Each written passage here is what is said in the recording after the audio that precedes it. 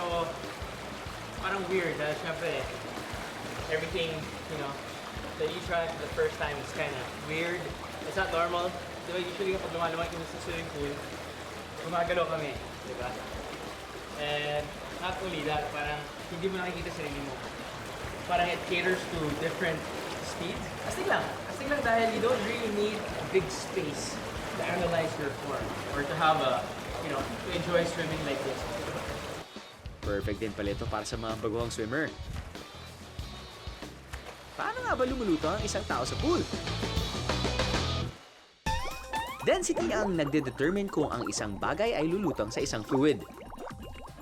Kung ang isang bagay ay mas dense o mas siksik sa tubig o fluid, ito ay siguradong lulubog. Pero bakit ang isang barko o salbabida ay hindi lumulubog sa tubig? Obvious naman na mas mabigat ito sa tubig, di ba? Dahil ang hangin ay mas magaan o mas less dense sa tubig.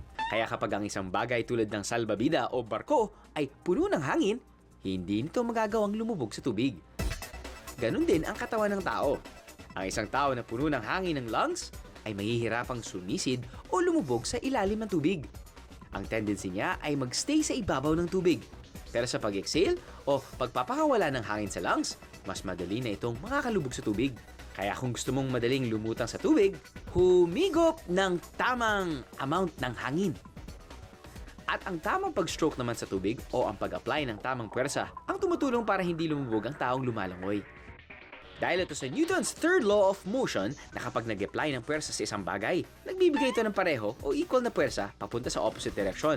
Kaya kung pababa ang pag-stroke sa tubig, ang pwersang katumbas nito sa iyo ay pataas. At yan ang dahilan kaya ang katawan ng taong lumalangoy ay napapanatili na sa ibabaw ng tubig. Eh bakit ang aso kanina nakakalangoy? Ayon sa mga eksperto, di naman lahat ng aso ay nakakalangoy. Isang rason daw na paglutang ng aso sa tubig ang survival instinct nito. Pero kahit may instinct ang mga hayop tulad ng aso na lumalangoy, hindi lahat ay natural swimmers. Ang mga nakakatagal sa tubig ay ang dog breeds na Golden Retriever at Belgian Malinois dahil sa powerful legs ito at magaan na body frame. Ang breeds naman tulad ng Bulldogs, Frenchies, Pugs at Bull Terriers, hirap sa pagkawag sa tubig dahil sa deformed o kakaibang kaha ng katawan nito at maikli nitong legs. Kaya naman, langoy aso ang tawag sa di magaling lumangoy dahil padyak lang sila ng padyak sa tubig nang walang tamang swim form o stroke. Bro, ikaw na pala. Buti naman pala ikaw na magti-training para ikaw na yung magsisave sa aso mo. Oo, kaso yung aso ko, nandito eh. Sasama ko sana. Bawal ang aso dito, bro.